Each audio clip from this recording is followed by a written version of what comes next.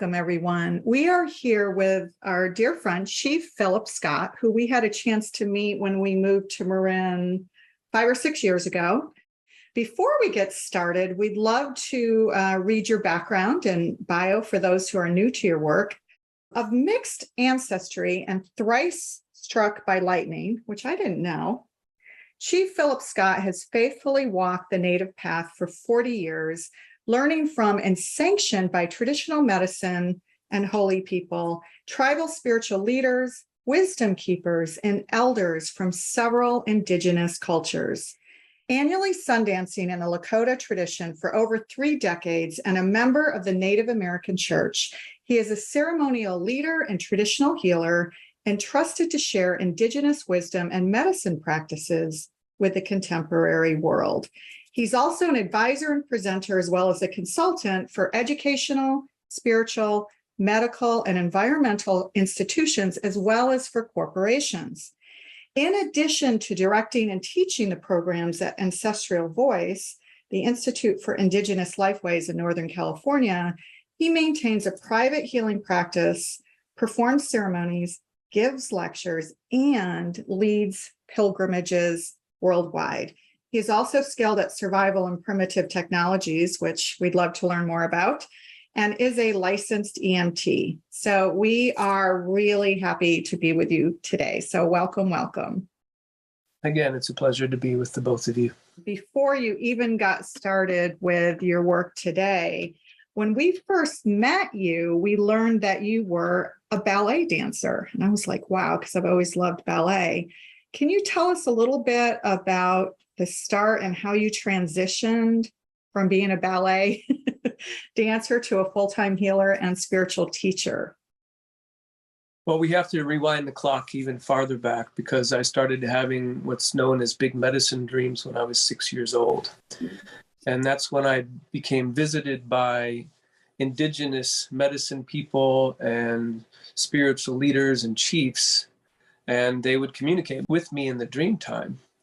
And of course, they would employ their traditional ceremonial names in their own language. And when I was 7, I had a near-death experience, which allowed me to be able to see and experience the spirits in ordinary time, in the daily world that we dwell in. And then from 7 to 17, I was being trained in my dreams with these mentors. And then when I was 17, I was introduced to more traditional Indigenous teachings. And at 17, I made a formal commitment to walk the red road, to walk this native way. And when I was 14, I was introduced to ballet, because my grandfather was the writer and director of the Fred Astaire and Ginger Rogers movies. So I was very inspired by the fluidity and the grace of Fred Astaire, as well as the skill and the mastery of Baryshnikov. And so I sought out a teacher and began training in ballet. And when I graduated from high school, I went off to college and I studied neuroscience and animal behavior and philosophy. And at the same time, I was in the repertory company of the undergraduate institution that I was studying at. And after 5 years of academic pursuits, I decided that I wanted to live life and not read about it. And so this was my moment to make a decision. And I wanted dance to be my spiritual quest. And so I found a school here out in Marin County, actually, and they provided me with the full scholarship to immerse myself more profoundly and deeply in the cultivation of my physique and aesthetic as a ballet dancer. And after 2 years of literal blood, sweat, and tears, I was encouraged by the director of the school and the company that we had to pursue a professional ballet career. And unfortunately, though, he said, based on my age, I was too old to find employment in the United States, and that I would fare better in Europe. So I packed up my bags and I traveled to Europe, where I found employment as a professional ballet dancer. And since I was fresh out of school, none of the top tier companies would really consider me. So I found a company, what we call a B-class company in St. Gallen, Switzerland, who did accept me. And of course, the beauty of Europe is that they respect artists. And so virtually every city has its own ballet company, its own theater company, opera company, orchestra, etc. And so I was able to find employment. And as a consequence, this also provided me with the time and the resources to pursue my other love, which was Indigenous medicine. And so I found a group of individuals who were practicing Indigenous ways in Central Europe, in Switzerland. And they would also invite traditional medicine people known as Sami, the Sami people from Scandinavia, what are known as the reindeer people. They would invite these individuals down to conduct ceremony and to teach.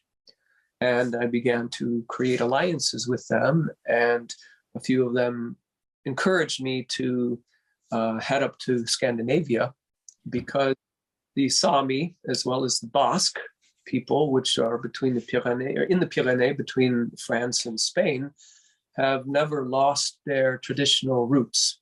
Right, the rest of Europe had been decimated by Christianity and by the Crusades. Right, and essentially, if we understand historically what was transpiring, there were many indigenous populations many thousands of years ago in Central Europe. However, with the Catholic Church and the Inquisition and the Crusades, all of that was intended to decimate indigenous populations and therefore make the land available for them to acquire. And so because of how far north the Sami resided, which is above the Arctic Circle, their culture was not as adversely impacted. And so at the encouragement of some of my mentors, I auditioned for the Norwegian National Ballet and was accepted. And that's a top tier company in Europe. And so as fortune would have it, I was also given the name and contact information of an individual that lived in Oslo, who was from the Sami people, who was creating charter schools of preservation of language and culture and identity for his people in Oslo. And as fortune would have it, his office and where he worked and where he wrote and did his doctorings was about 1 block from the theater. And so after work, I would go spend time with him, and it was more of a collegial relationship that we had. I think we were kind of on experientially very similar. And he had a community of people that would meet regularly for ceremony and prayer. And I became a part of that. And one of the individuals that was in his community was an expat American residing in Oslo. And he was an Ojibwe sun dancer. And his chief and his people were in North Dakota. And he was sanctioned and given permission from his chief to conduct purification lodges in Norway. And so my introduction to the Native American Purification Lodge was in Norway, along with, he was also granted permission to perform traditional ceremonial saunas, right? So the Sami have their own way of purification as well, a little bit different than the saunas that we have in gyms in, here in North America. But again, it is ceremonial. And so both of my exposures were in Norway. And he had a relationship with a traditional medicine person from North America as well. And when I was introduced to this individual, the spirit said, "This is the mentor and the man you've been waiting for." And so as it is traditional to offer a blanket and tobacco to request permission to become an apprentice, which is what I did. And he accepted me. And that's really when my odyssey in a more traditional framework began to take place. And so through the participation in the long dances and the drum dances and the purification lodges I was doing with him, I received a vision. And in this vision, an eagle came down and sunk its talons into my chest and lifted me off the ground. And so I took this vision, to my first medicine teacher, and he shared with me that this was a Sundance dream. And so I, being willing to surrender to the path and to my mentor in order to learn, I said, well, yes, I'd like to begin Sundancing with you, because he was also a Sundance chief as well. And he said, well, that actually I was not permitted to Sundance with him because it was a piercing dream. And in his tradition, they don't pierce. And so I would need to locate a Sundance that would allow me to be pierced to the tree of life. And so fortunately, the friend and colleague that introduced me to the Purification Lodge was aware of a matriarch in South Dakota. And so I wrote her a letter explaining my vision and dream, and she took it to the chief, who granted me permission to begin Sundancing. And when I began Sundancing, in fact, when I was actually picked up in Kadoka, South Dakota, and driven to the family's land. In the distance, I spied Eagle Nest Butte near Wambly, South Dakota, and I began to weep, because that was the butte that I saw in my vision, in my dream. And so I have been Sundancing ever since, and there was just a segue. So I credit ballet as being a stepping stone, literally, toward the fulfillment of the dream, which was dance as my sacred quest.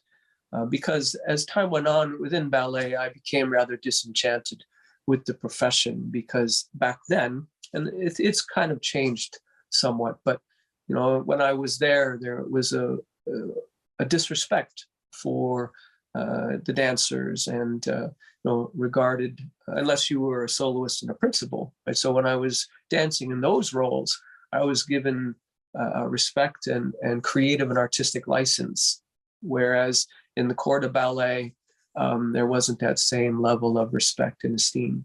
And so there was a certain degree of inhumanity and an unhealthy competition that I didn't think was favorable.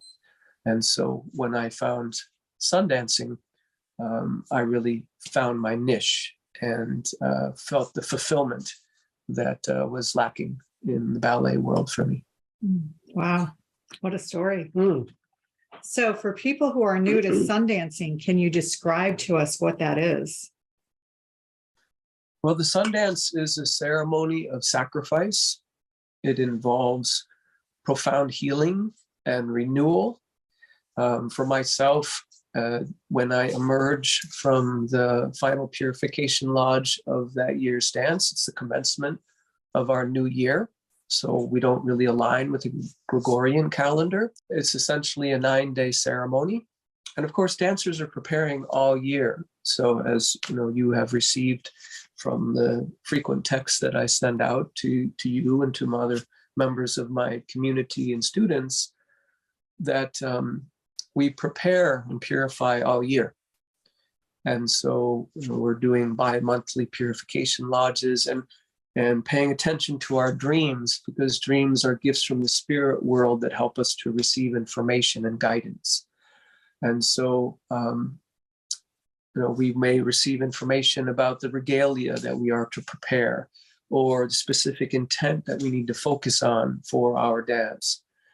And so it's a 9-day ceremony. The first 4 days or so are purification lodges, as well as work. And the work that we do is our worship, and that's to help prepare the ceremonial site, to chopping wood, carrying water, so to speak, right? And ensuring that the dance grounds are clear, and that there's proper shade arboring for the elders and for the supporters that will be there. And so on the 5th day of the ceremony, a sacred tree is sacrificed, a living tree is sacrificed in a really beautiful ceremony, and it's gently brought to the ground, and it is carried on the shoulders of the dancers and the supporters and brought into the mystery circle, which is a circle with an opening to the east, which aligns with some of the stories of creation and how the white buffalo calf woman brought the sacred pipe to the people. And then once the tree is inside the mystery circle, it is festooned, adorned with flags and tobacco ties and other sacred items that are placed in the canopy of the tree. And then there are ropes that are tied to it. And the ropes are then, they lift the tree into the ground, and then it's secured. And then there's a final feast for the dancers. And after the feast, the dancers are sequestered in an area where they're isolated from connection with the supporters and other people in the community, so they can really focus in on their prayers. And then in the morning, there's I usually play the flute to awaken the dancers very early in the morning so they can do a lodge. And then they put on their regalia and they load their sacred pipes.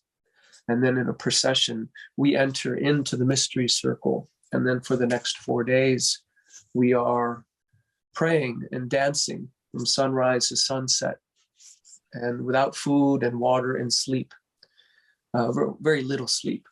And again, in the course of the year, we receive instructions when it's time for us to pierce. And so the dancer may maybe say on the second day receive instruction that in the third round of the second day they need to pierce. And so they're brought to the bison robe adjacent to the sacred tree of life. And then the chiefs, like myself, will, with a sacred manner, pierce the flesh of the dancer and place either wood or bone or antler through the flesh, and then they're brought up in celebration for the sacrifice, right? Because in the Lakota language, the literal translation is we sacrifice our flesh and our blood so the people may live. And so that dancer has an intention and a reason and a purpose for why they are willing to sacrifice their flesh.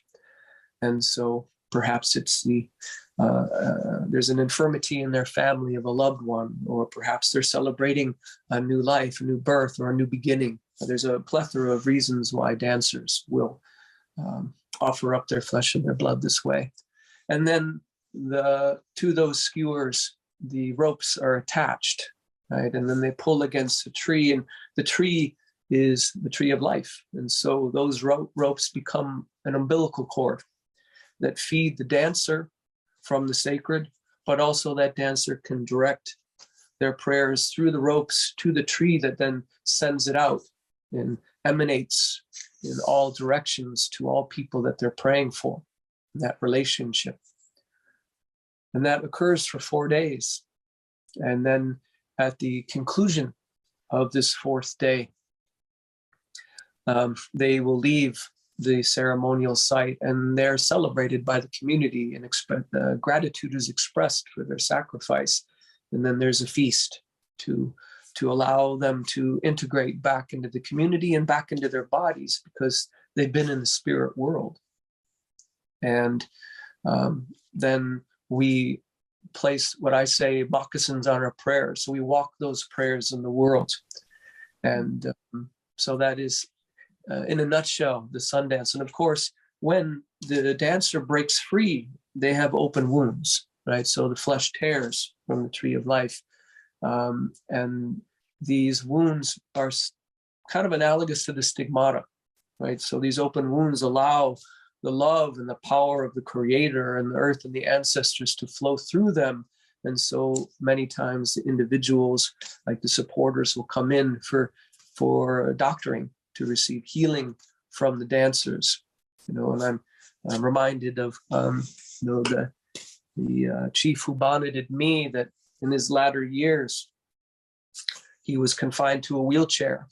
And so in one of the dances that I attended, he was there, and the intercessor, that is the head chief of the ceremony, asked the chiefs and the helpers to surround him, and he received doctoring from us.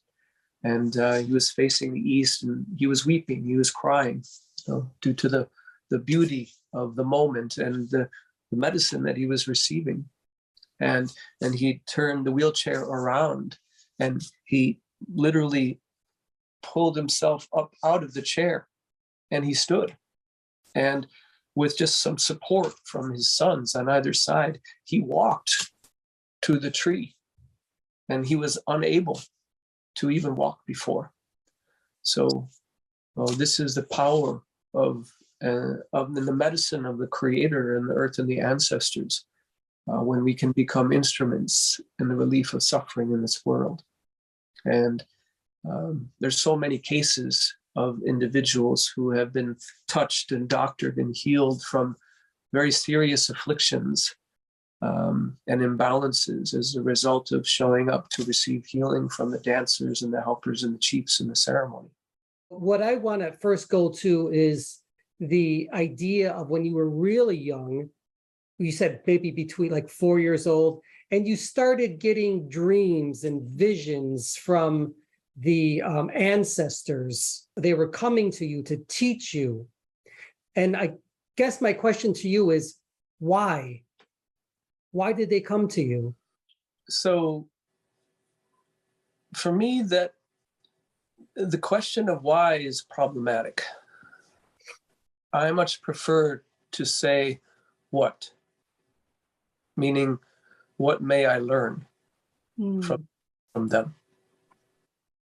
Because that's often a question. The why is, if we have children, we understand that we can ask 5 whys, and then we really don't know the answer any longer. And so for me, I don't question why. For me, this is about trusting that for whatever reason that I cannot possibly comprehend, they chose me. And I do carry indigeneity, as I said, mixed ancestry in my bio.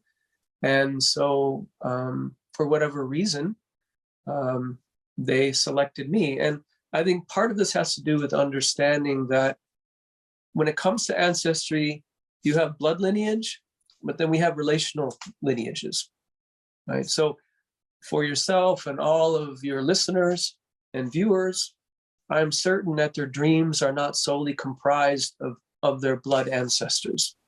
So the spirits come to us in the dreams. And in the Lakota language, at the conclusion of our prayers, we say, Mitak Uye Oyasin, all my relations. We're all related, which means that anyone or anything that has either existed on this earth and gone home or has yet to come here is an ancestor. And so it's really about receptivity, right? And so for whatever reason, they saw my openness and my facility as a dreamer. And I was also a sleepwalker. So I could function in ordinary world and be in the dream time at the same time. And it was a common phenomenon that my parents would see me sleepwalking in the house and essentially being in 2 worlds simultaneously. And so I never asked why, because for me, it was a precious exchange. Yeah. They were providing me with information, and I was absorbing it, taking it in, and learning from it. I think that's really important to mention that, because for so many people, they have memories as children where they're receiving some kind of information from the spirit world. Of course, they may not realize it's from the spirit world, but as children, regardless of what our culture is or our ancestry in the traditional way, as you mentioned, we are all receiving information from the spirit world. And I think some children are afraid of it. And they're especially afraid of it if their parents are saying, that's in your head, or they're discouraged from receiving that information from these other dimensions. So, I think your explanation of that was beautiful, because it's really this honoring of, wow, right? There's something else going on outside of this like physical world that we live in. And so, for people listening, whether, they have children or whether they remember having dreams as children, I think that really gives people a permission to say, wow, yeah, there's something going on here and we should listen to it. I think what you said is one of the most important, this receptivity, the reception of the receiving of it is one of the most important aspects of any spiritual journey that you can go on. And I understand that as a channeler myself, that you cannot understand it, you cannot become it unless you're truly willing to surrender and receive it. And it appears that you, Chief Phillip, have really surrendered into this, and you have received it fully into in a way that you incorporate it. Mm-hmm. I mean, that's why I ask you some of these more difficult questions, because I want all of our listeners to understand that whatever path you're on, and especially if it is an Indigenous path as well, you must truly surrender into this and become one with it in order to become a healer or to become healed. So I think, yeah, and to listen to the messages, yes. Because that's actually a good segue into the word medicine. So obviously in the West, we think of medicine in the traditional way, and of course in our work, we're all about bringing science and spirituality together. But I think so often we ignore, right, in the West especially, the holistic medicine, the indigenous medicine. So can you speak to people who might be new to what you mean by medicine? Because, in ceremony, there's so many different dimensions of medicine and what it is. And I think it's super profound. It changed my life when I really understood the concept of medicine and the indigenous practice. So can you share with people what that means for you and how people can maybe incorporate it into their own lives by being more open? Mm-hmm. I do want to respond to what you said about children, that actually all children have an aptitude for dreaming. However, in our Western colonized world, it's dismissed. And it's often the parents who are fearful or who suppress the potentials of children to remain connected to the spirit world, mm-hmm. right? And to surrender, because children are open to that. And for me, that surrender is not only to source and to ancestors and earth, but to one's mentors, right? That if you really want to learn these medicine ways, then you find yourself a legitimate practitioner and you surrender, you humble yourself so that you can learn. And I see that actually in our Western world today, that there isn't that level of reverence and respect for our medicine teachers and our elders. People think that they can appropriate and they can also take it and learn from it themselves, right? But we're talking about lineages that are thousands of years old, and we don't have to recreate the wheel. All we have to do is step on the world with humility and learn from those who have gone before. And so that's the piece of surrendering that is necessary, right? So that we really give up the illusion of our authority so we can truly learn. And that really is a segue into helping people to understand that in so doing, right, the presence of a medicine person and the cultivation of your relationship to the earth and the ancestors and the source help you to discover your original medicine, right? And that we all have original instructions.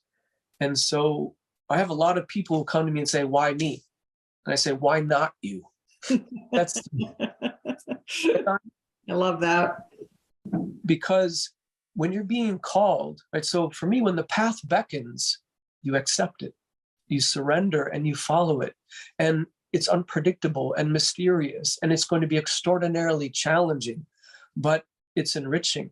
And it actually keeps you in alignment with the trajectory of what your service is to this planet, because that original medicine, those original instructions that you have been brought here, right? So the earth and the source have conspired to bring you here for the fulfillment of a unique gift that only you can achieve. And it's not just for self-service. It's actually for selflessness. It's for the benefit of all of our relations, right? So the word medicine, to segue from that into what your question is, in the Western colonized world, medicine is very narrowly defined. Whereas for Indigenous people, everything is medicine. Everything is a learning. I spoke about original medicine, so that you find out who you really are and the gifts that you have. That's your medicine. The way that you speak, the way that you move and act in the world, can be the healing balm, to be the presence of others, right? In the presence of others. And then, of course, we have sacred plant medicines and we have animal allies, right? We have beings that have gone before us. And so the hallmark of traditional medicine goes back to that humility, that we're not the zenith of creation with dominion over everything, but rather we're actually the grandchildren, right? We're the lowest beings on the totem pole. We have the most to learn, right? And so we look to our elders, right? And of course, for us, the healing medicines of the ancient elders, earth, air, fire, water, these are living sentient beings that we cultivate a relationship with, right? These are in and of themselves, we have the sacred fire in the Native American church, grandfather fire, we address this being, this elemental as, right? And it doctors us, right? And of course, the medicine of water and the earth, and of course the air. These are our first elders, right? And we look to them for guidance and medicine and healing and counsel. And then the next iteration is going to be the viruses and the bacteria and the mycelium network. That's the next iteration of evolution. These are also sentient beings. Think about it. One elder, this virus, brought the entire human race to a virtual standstill. That's how powerful that medicine is, this being on this planet, right? And there was so much medicine and learning that we could have gleaned if we really take that pause and understand the teachings, right? This elder, this virus was teaching us how to be human beings, right?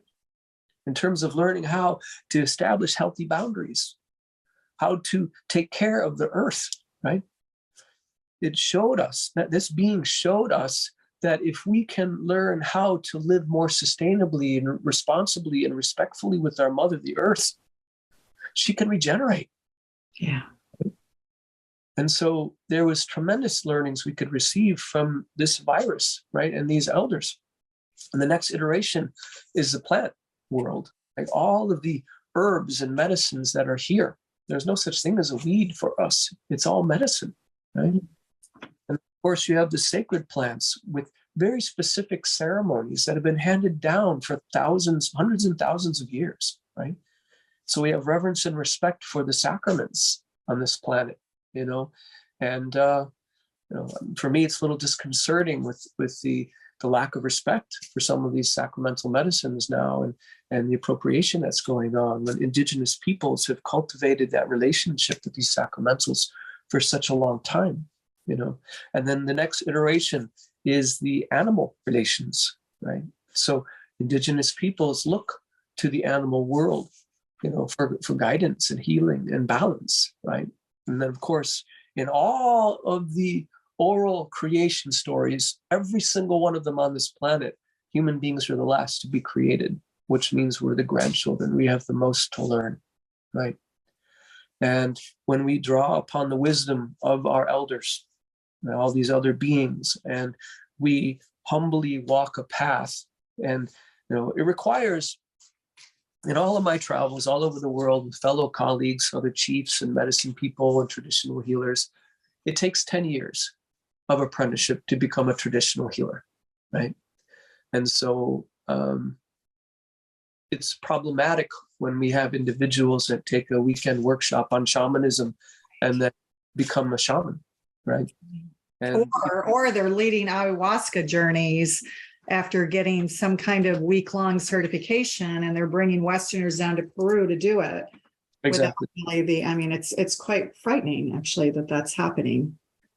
Well, for me, the analogy I employ is that, because I'm also an EMT, right? So I bridge the worlds. I practice, I'm trained and licensed as an EMT, but obviously, my primary focus and love is traditional Indigenous medicine and healing, and the ceremonies that are a part of this training and this way of life, because it is a way of life for us. But in the Western colonized world, no one in their right mind would ever call themselves a medical doctor without proper training, and that is about 10 years. Yeah. If we understand the training in allopathic medicine, it requires 10 years. You've got your 4 years of academics, and then you've got your rotations and your residencies, right? And there's a qualification process, right? And a licensure. Well, it's the same in Indigenous cultures. It isn't codified in the same kind of way, but the reality is it does require 10 years of apprenticeship as well. And you become sanctioned, and you receive the blessings of your elders and your teachers and your mentors. I think it's not just that, although obviously having that experience and going through that lineage and having the humility along the way to learn, that's the big piece of it. But I think what that duration does, right, is that it allows you to experience as a bystander, but also a participant, so that you know how to navigate the world and how to navigate when things go south, right? And I think if you don't have those years of experience, how can you navigate? How can you navigate and know where someone's coming from?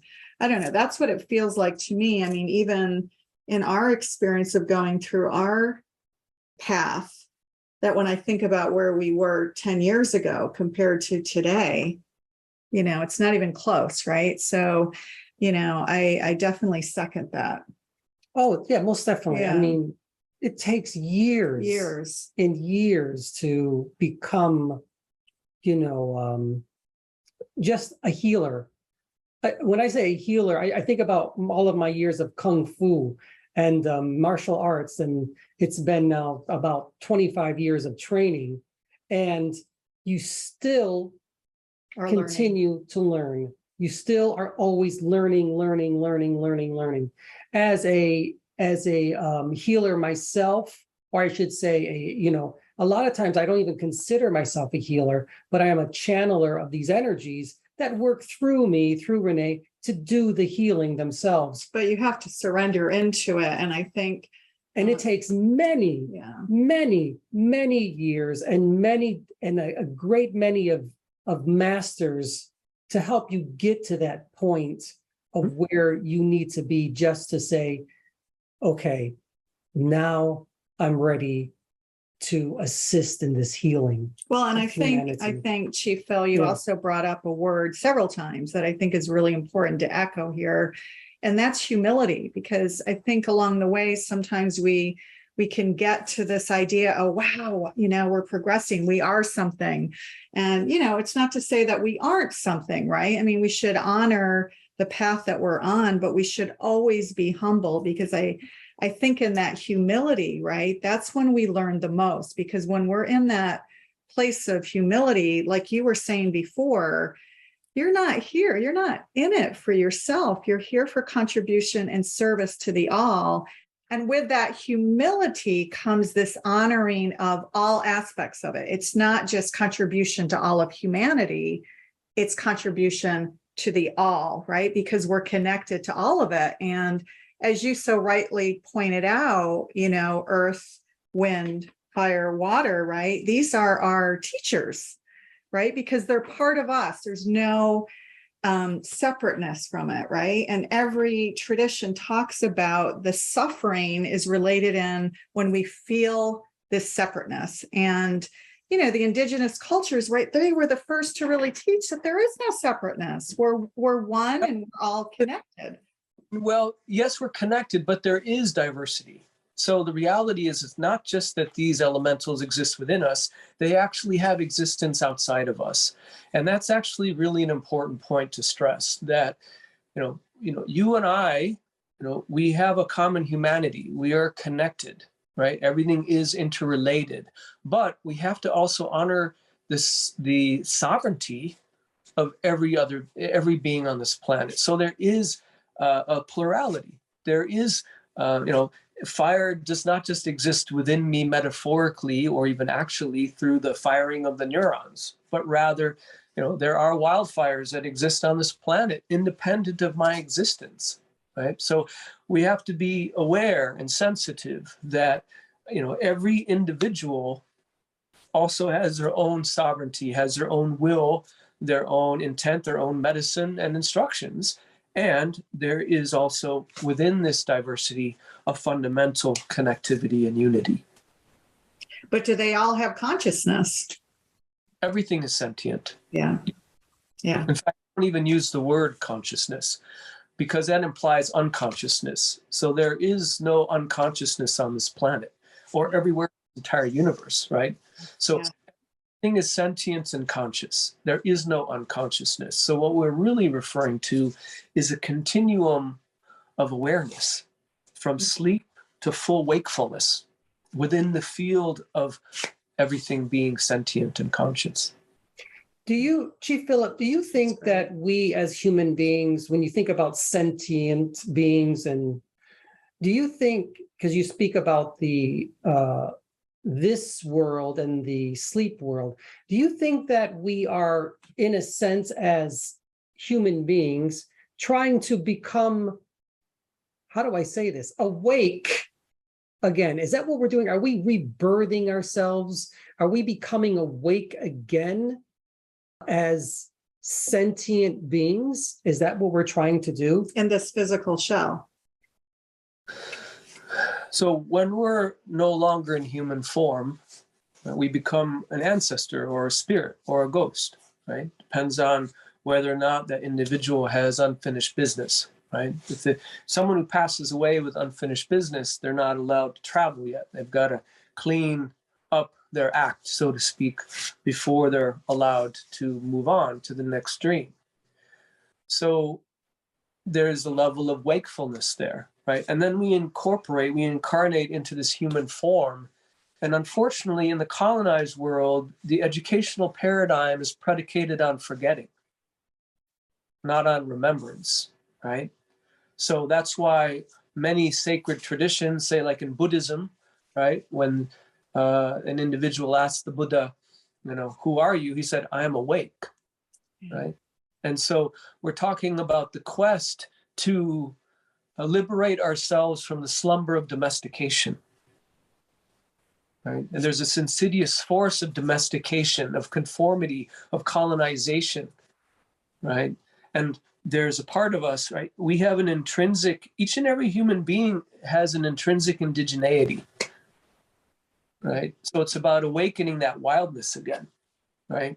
That's why indigenous people have been such a threat to colonization and to the established norms in the Western colonized world, because they're not tameable, right? That's the challenge. That's been the tension and the pressure, right? And so, unfortunately, when individuals in the Western world are born, there's already a process of socialization, and the family can often force and pressure individuals away from what their original instructions are to fulfill whatever fantasies or dreams the parents have, right?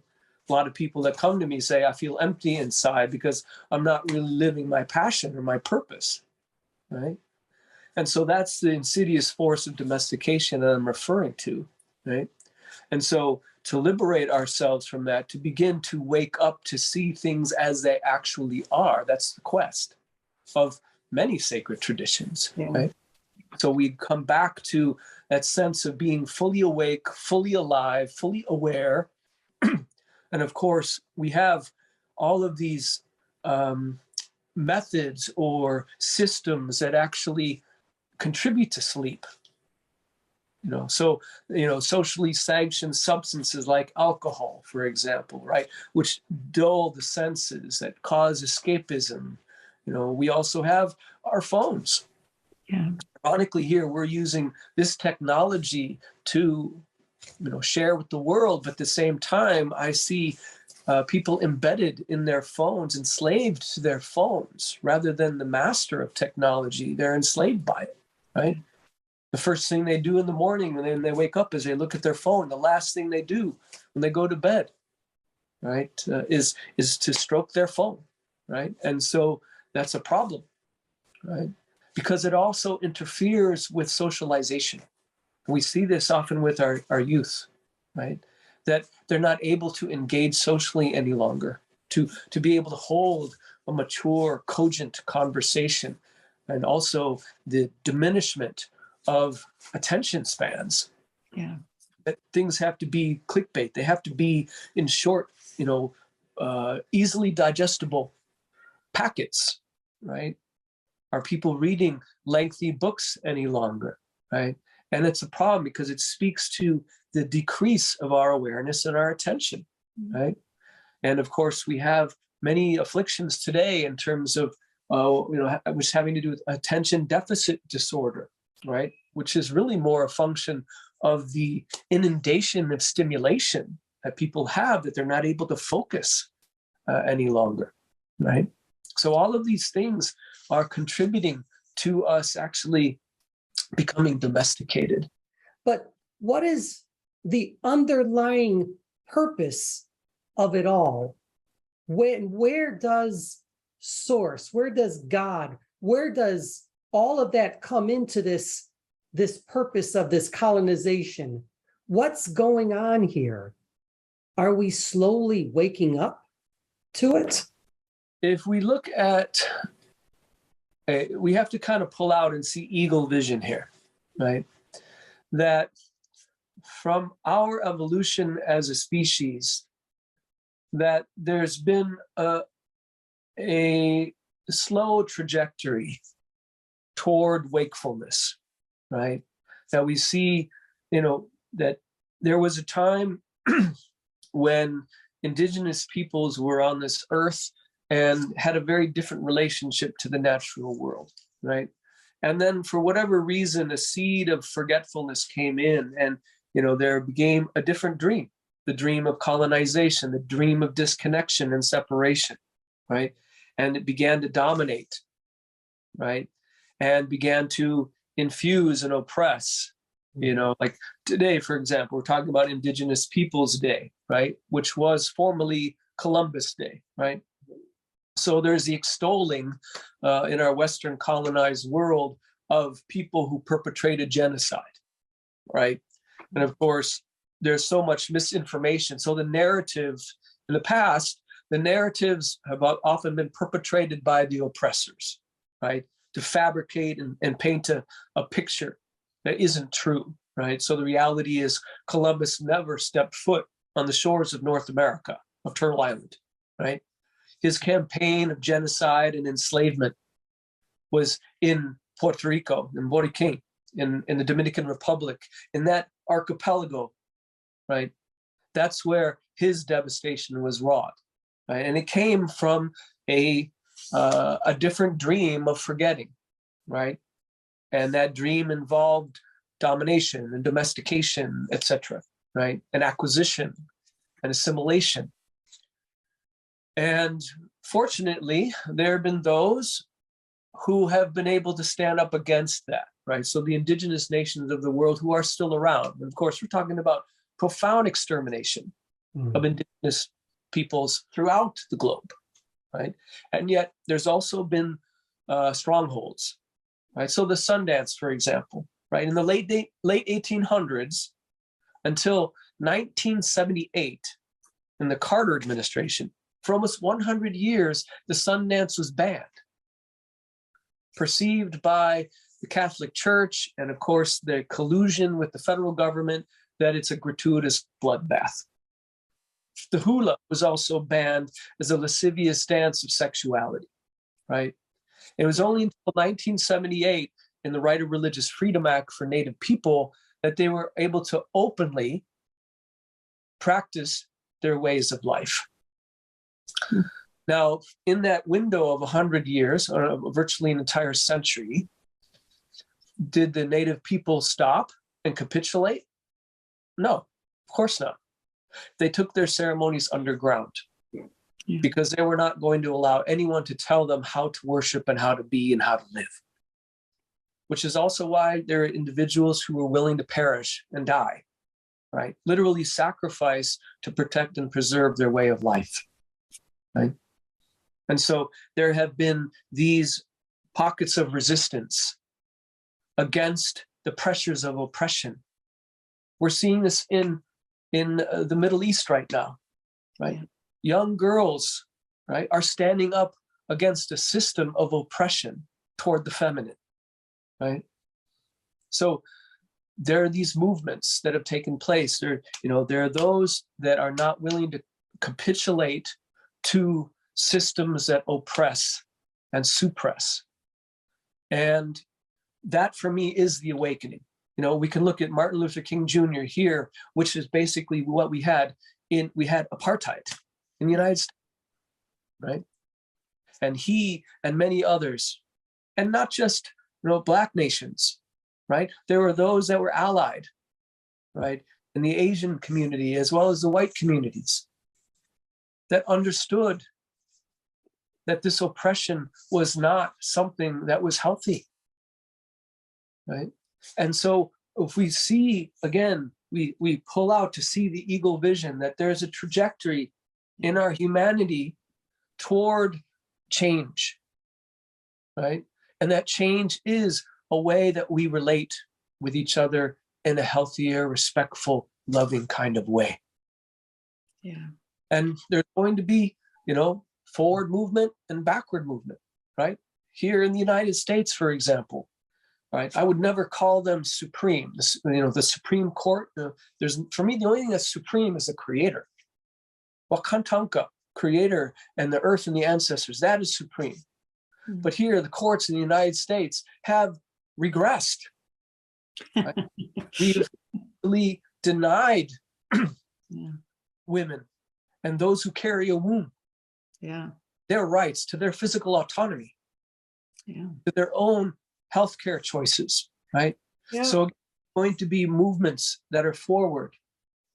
And then there's also going to be steps backward, because fundamentally, as human beings, and particularly in the colonized Western world, people are averse to change, right? And that's key, right? In the Lakota, in the creation story, they have what's called taku skan skan. Taku skan skan is motion. Everything is moving. Everything is changing and evolving. And so if you are trying to prevent change, you are in denial of life, right?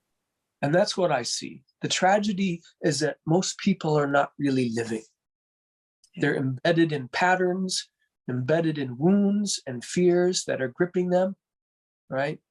Very few people are willing to dive in to do the work, because healing is never comfortable, ever.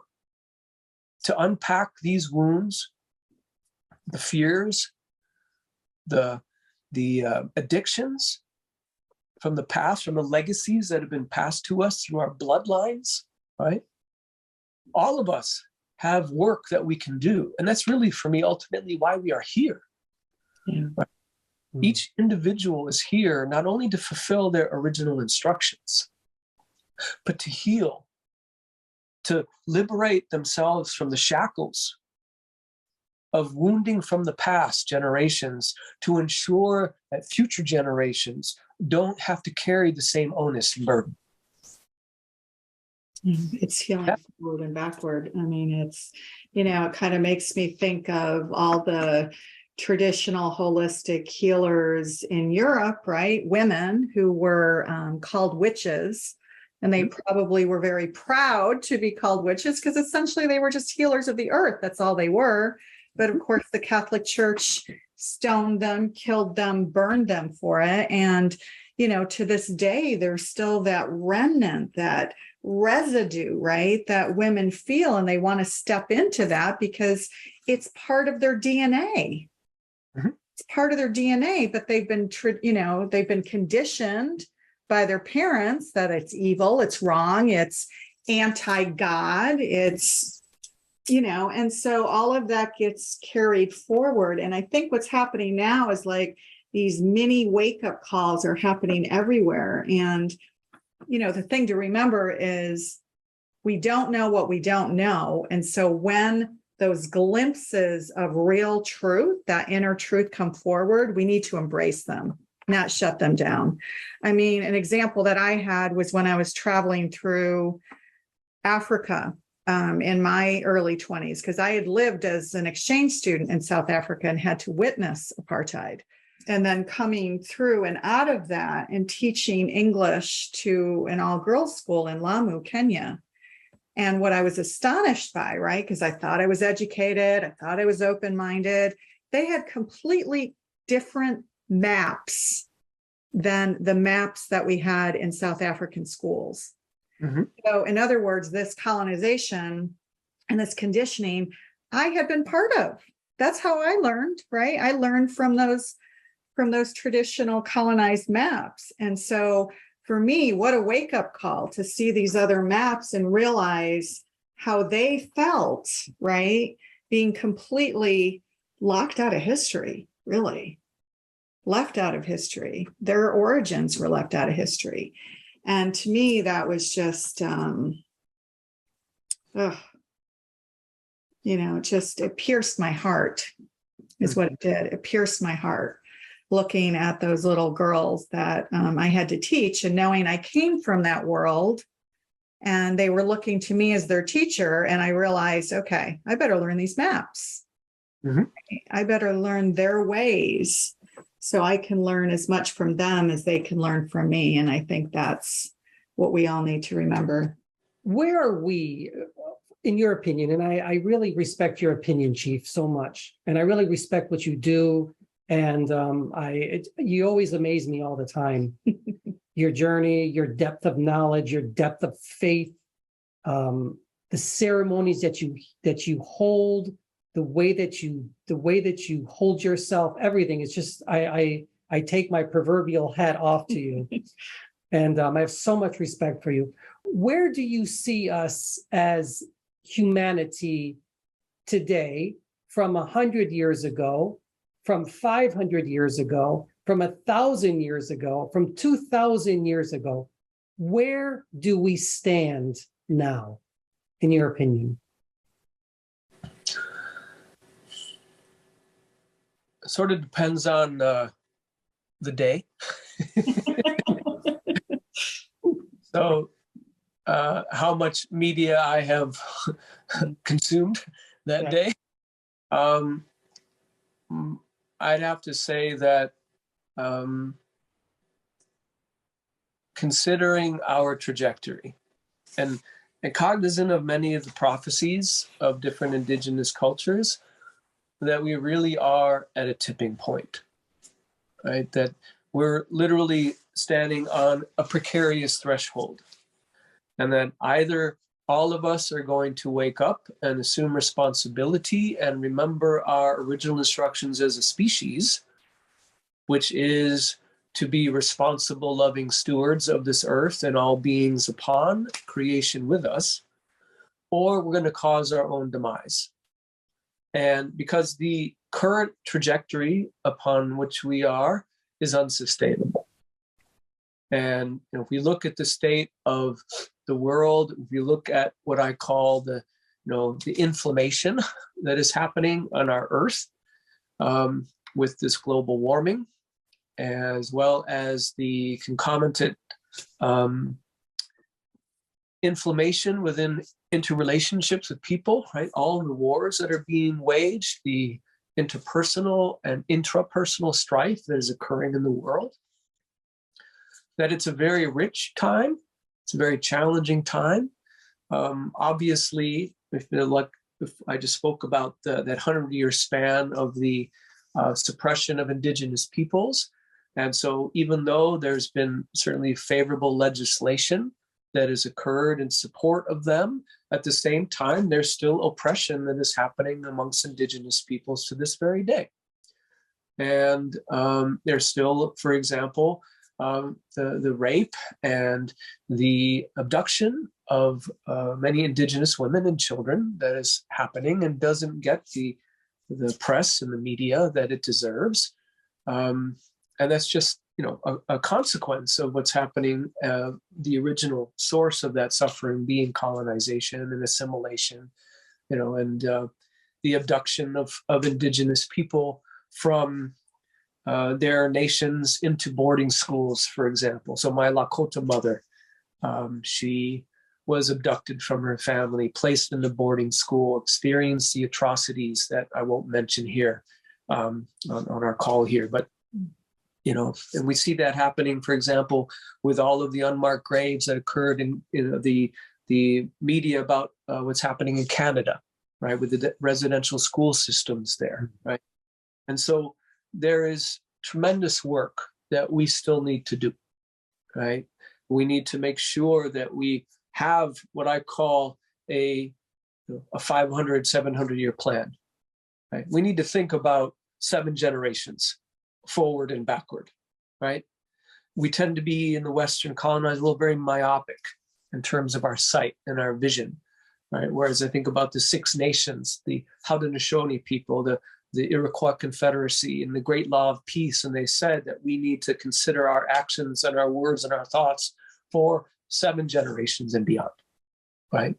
So having a 500, 700-year plan, right? So even this notion about trying to become globally carbon neutral in 50 years is too late. Yeah. We need to act now, right? And that's really what it requires. It requires action.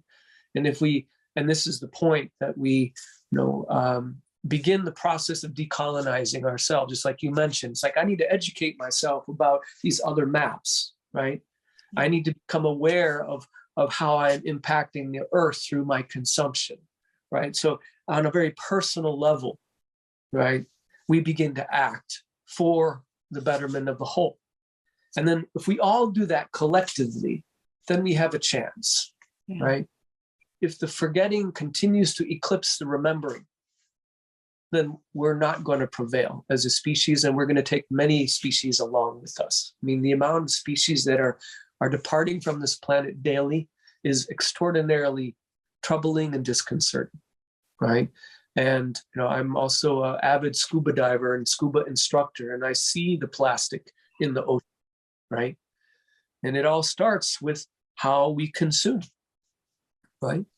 And so we are consumers on this planet. So to minimize that, to be more cognizant of our footprint, for example, and what we can do that way. And then the process of reparations. Okay, so you mentioned about being in a position of teaching Indigenous people, right, or children in the school system, right? So there are individuals who, for whatever circumstances and whatever the dream may be, are in positions of greater privilege, right? And so if they understand that there are individuals that are less fortunate, right? In the end, enlightenment is not a solitary affair. It's a collective endeavor, right? Mm-hmm. And so if there are people that are in positions of responsibility or have a little bit more financial means, right, to give to those that are less fortunate, right, that begins the process of reparation, right? To look at the healing that can take place in terms of the peace and reconciliation, in the apartheid, as well as in Canada, right? There are still more steps that need to be taken. Here in the United States, there has never been any leader, whether it be political or religious, who has ever openly articulated an apology, expressed contrition for the genocide of Indigenous peoples in the United States, right? That would begin the process of healing. That's, of course, the first step of it, right? There's much more that has to take place. So, we see this as a global issue. So it actually starts, again, with the individual, right? So we clean up our own act, right? Like if you come to my home or you've been to my home, everything in this home is not toxic toward the environment, right? All the cleaning solutions, everything that I employ is not going to adversely impact the environment, right? And so that's where it starts, right? It's not about espousing something that one isn't doing oneself, right? So we start by cleaning up our acts internally, but also cleaning up our relationships, right?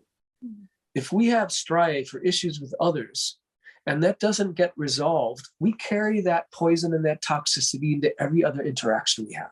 Absolutely. Right? And so, again, maybe it means being humble enough to apologize or trying to find resolution. And that's not always possible. Okay. I'm not necessarily, I don't want to present and paint some kind of kumbaya kind of world. Sometimes there are fundamental differences between people, but that's the beauty of creation. That's the wheel that I'm talking about, right?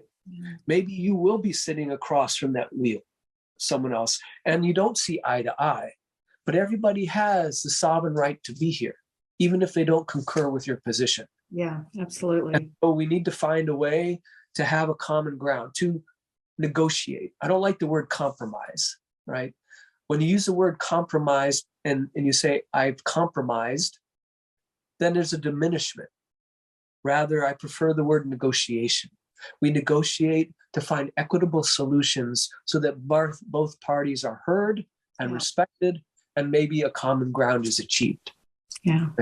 That, for me, is how we can begin to resolve our interpersonal relationships. And that sets a precedent of how then, as communities and nations, we can begin to find peace in this world, right? But if we don't have peace within ourselves first and foremost, we'll never achieve it in the world. Couldn't agree more. I know. I mean, my question for wrapping up, you've actually already addressed, which was, let's talk about Gaia and what we can do individually and collectively. And you just kind of addressed that. But, I think there are specific things when we find that we have a passion. So you mentioned scuba diving and snorkeling. And, I was certified as well in my 20s. And I noticed maybe 5 or 6 years ago when I was snorkeling in the Caribbean that the reef was dead. Right? I mean, I couldn't believe it. I mean, this wasn't how it was when I used to be under the water 20, 30 years ago. So that really shocked me because it wasn't just one place. It was 4 or 5 different trips and all the reef was dead. So, for people who think about what they can do individually, think of a passion or something that you're passionate about, right? So if it's that and you're young enough where you can take the time off, well, there's tons of places where you can go and actually contribute your time as a volunteer to replant the reef.